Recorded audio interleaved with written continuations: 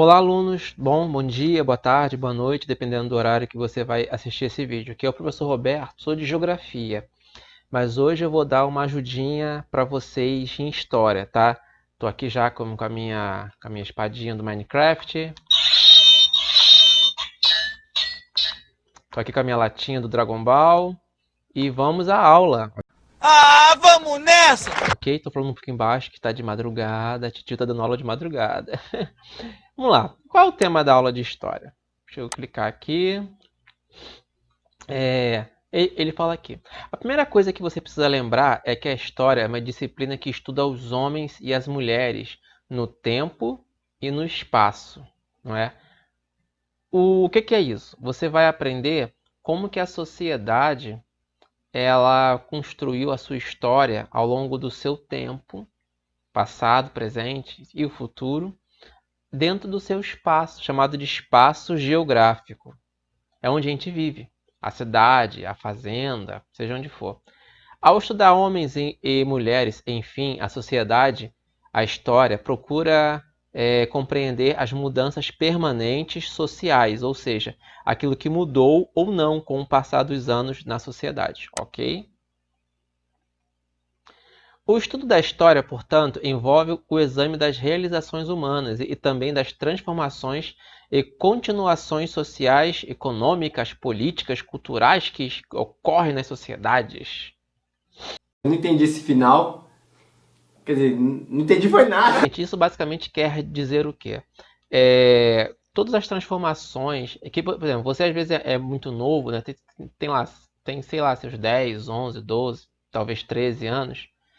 Você tem uma percepção muito pequena da mudança de espaço, né? Das mudanças que ocorrem no nosso espaço. Apesar que hoje em dia as mudanças elas ocorrem muito rápido na questão da tecnologia. Por exemplo, né, na minha infância, eu não tinha internet, eu não tinha smartphone. Eu vi surgir a internet, eu vi surgir o smartphone, o celular, o primeiro telefone celular, o famoso tijolão. Eles foram ficando cada vez menores, depois eles aumentaram, hoje em dia são as telhas, né? Hoje em dia um celular, né, ou um smartphone, ele serve para tudo, menos para telefonar. Você pode acessar a internet, você pode criar um vídeo, contar a sua história. Então, olha como que a sociedade evoluiu. Na época dos meus pais, as pessoas mal tinham televisão e rádio, e hoje em dia a gente tem internet. Ainda que não seja das melhores, né? Ainda que você use dados móveis, você pode acessar um Facebook, conversar com as pessoas, né, de outros, até de outros estados. Não é verdade?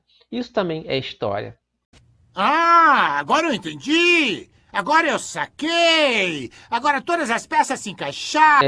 Para construir aqui, gente, estamos aqui, tá? Esse trechinho aqui. Para construir o conhecimento histórico, o historiador precisa realizar um trabalho de análise e interpretação das fontes históricas. Tudo aquilo que homens e mulheres produziram ao longo do tempo pode ser considerado fonte histórica. Então, aqui a gente vai chegar num ponto interessante. Por exemplo, você pega lá o seu livro de história. Está lá. A data do descobrimento do Brasil por Pedro Álvares Cabral, 6 de abril de 1500. Mas aonde que se chegou nessa informação? Professor, porque está no livro. Sim, mas qual é a fonte de informação? Você parou para perceber? Toda informação tem que ter uma fonte. E muitas vezes a fonte ela é falsa. Às vezes é o que a gente fala de fake news, né? A gente pega uma mensagem, a gente não sabe se é verdade e sai repassando. Isso é uma fonte falsa. Uma fonte tem que ser verificada. E na história, a gente vê vários elementos que foram deixados pelas pessoas do passado. Por exemplo, nós temos dois profissionais que trabalham em áreas distintas, que é o arqueólogo e o paleontólogo. Ok? Tá aí na tela vai aparecer o que cada um faz. Então, quando você participa de uma escavação, você descobre vasos, quadros, estátuas de povos de 2.000, 3.000, 5.000 anos atrás, você está buscando uma fonte de informação. Quando você acha uma escrita, por exemplo, a Bíblia, né? Vários textos da Bíblia foram descobertos também nos escritos do Mar Morto, não é? É uma leitura bem antiga, né? É uma fonte de uma história antiga. Mas um exemplo bem interessante. Você pega, por exemplo, uma tribo de índios do Brasil mesmo, né? Bem antiga, bem antes de Cabral chegar aqui em 1500. Eles fazem uns desenhos, né? Dentro, sei lá, dentro de uma caverna que eles encontram lá, eles fazem uns desenhos com tintas que eles produzem com areia, tal, com umas coisinhas, com umas plantinhas lá. Eles desenham eles caçando, eles pescando, eles duelando, e aquele desenho fica lá. Aí, muito tempo depois, um historiador acha esse desenho lá e olha só, olha como que essa sociedade indígena funcionava.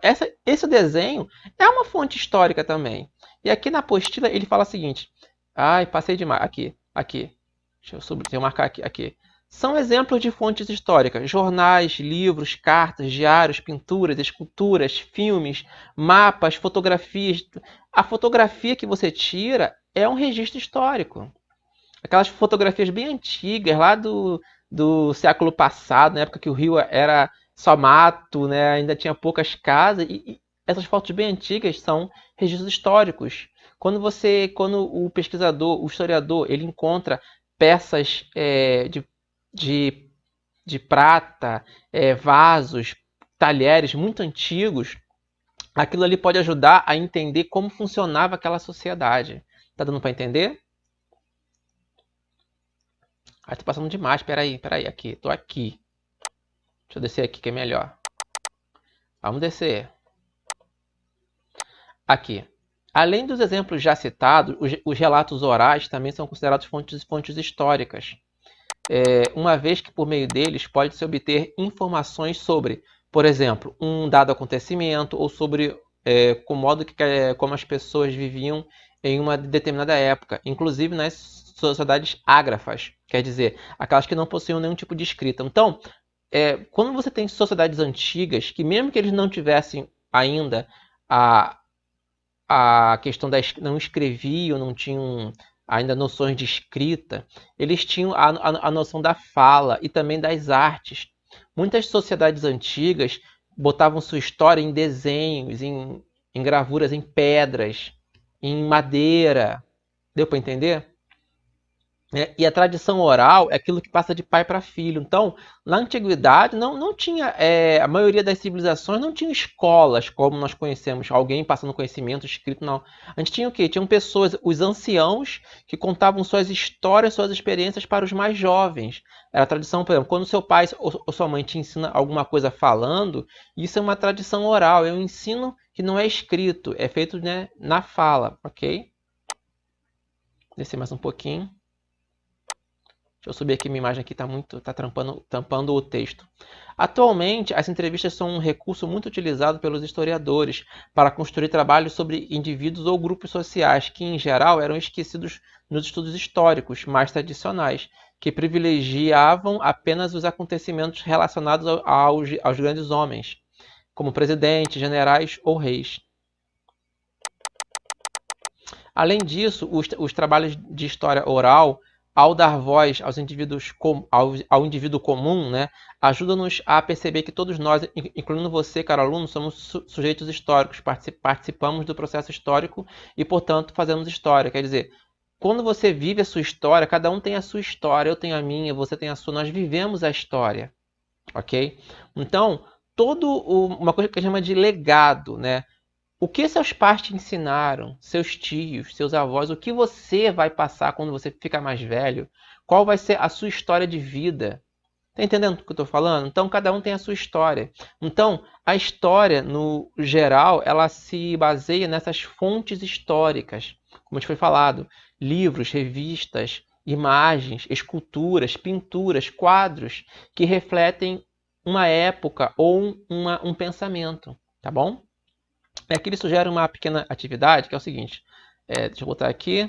Agora você vai realizar uma atividade na qual irá experimentar e descobrir de forma prática como é o trabalho de um historiador. Você irá realizar uma entrevista com base... Peraí. Deixa eu subir aqui um pouquinho, peraí, gente. Ai, tô meio enrolado, só um segundinho.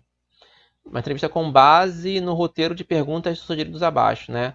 Com uma pessoa com mais de 50 anos. Tá ok. Por conta do isolamento social, sugerimos que faça a entrevista com alguém de sua casa. Caso não seja possível, você pode usar a rede social. Então aqui ele fala o seguinte: você vai fazer um trabalho de um historiador, né? Então você vai pesquisar a vida de uma pessoa mais idosa, lá para os seus 50 anos para cima.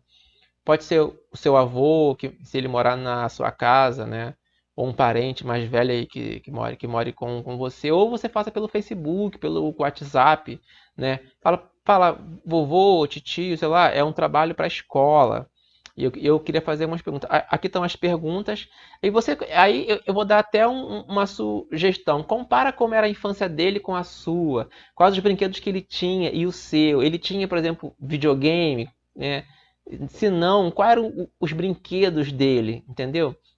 Então você pode comparar o passado com o seu presente, entendeu? Isso é muito interessante, tá ok? Eu creio que o conteúdo é bem básico mesmo, né? Deixa eu ver aqui. Tá bom. Aqui, beleza. Então o assunto em si termina aqui. Espero ter ajudado, tá bom? Um beijo. Vou pegar aqui a minha canequinha, o meu cofre, aliás, meu cofrinho do Dragon Ball. Vamos descer as esferas do dragão. Nananana. E a minha espadinha do Minecraft, ok? Então, gente, boas aulas, se cuidem, passem álcool em gel, botem máscara ao sair de casa aí. Um beijo.